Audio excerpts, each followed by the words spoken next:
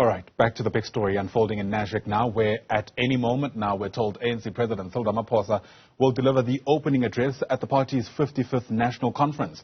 And this comes as the organization focuses on renewal amid factional battles and scandals involving some of its top leaders. Our reporter Erin is part of the Newzroom Afrika team in Nashik for us. She joins us now live. And Erin, we were told of some kind of media briefing within the 9 o'clock hour, but we also know that these conferences are typically characterized by hurry up and wait.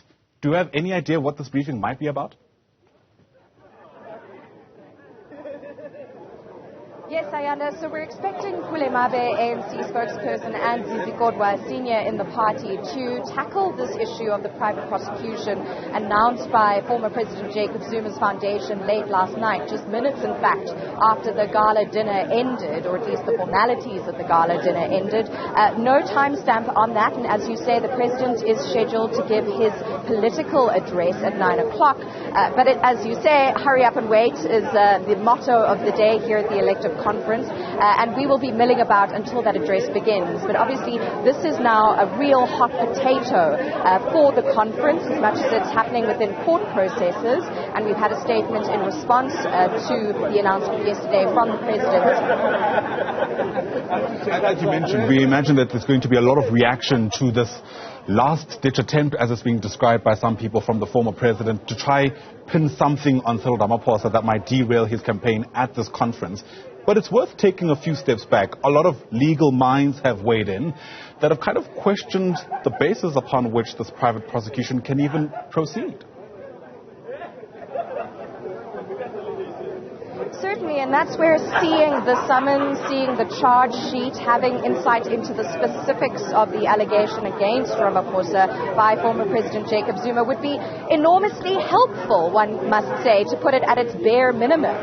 We do know from both the statement of the foundation of former President Jacob Zuma and the statement of the Office of the Presidency of Cyril Ramaphosa that it has to do with the litigation which the former president is currently driving privately against state advocate Billy Downer, and the allegation seems to be that after the fact, in perhaps former President Jacob Zuma raising some of his grievances with President Cyril Ramaphosa, that he accuses Ramaphosa of being an accessory to the crime he claims that Downer committed. But in terms of the specifics, we aren't all that clear. We do know that in the foundation statement, Mzwanele Manyi, spokesperson for Zuma's foundation, has announced a date in court for Ramaphosa in January. We also know that he's raised the prospect of a 15-year prison term, and the term of 15 years, quite a contrast to the some 18 months that former President Jacob Zuma was liable for contempt of the Constitutional Court order. And of course, he is now facing a challenge because there was a decision from the Supreme Court of Appeal that his medical parole was unlawfully granted. So that's all hanging in the air.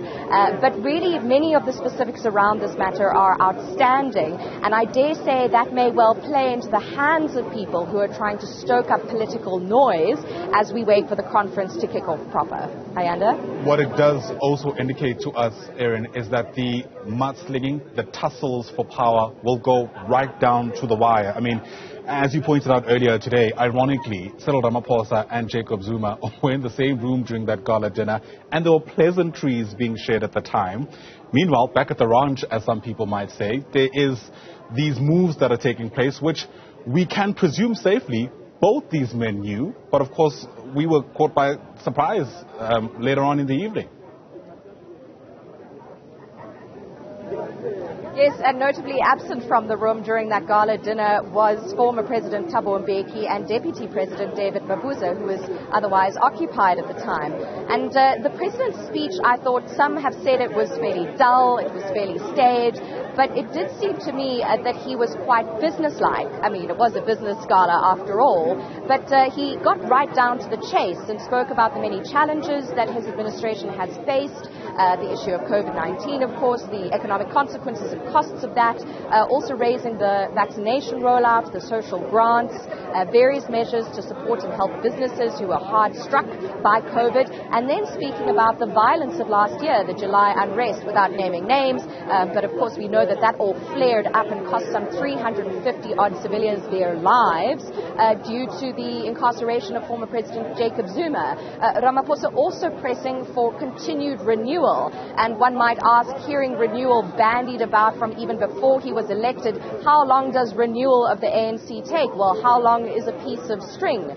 But him driving to his point around tackling corruption and state capture and measures to try and effectively repair the state, whether you believe he's done an adequate job or not, and indeed whether the delegates here at the conference believe that enough to back him for a second term, all up in the air as we hurry up and wait.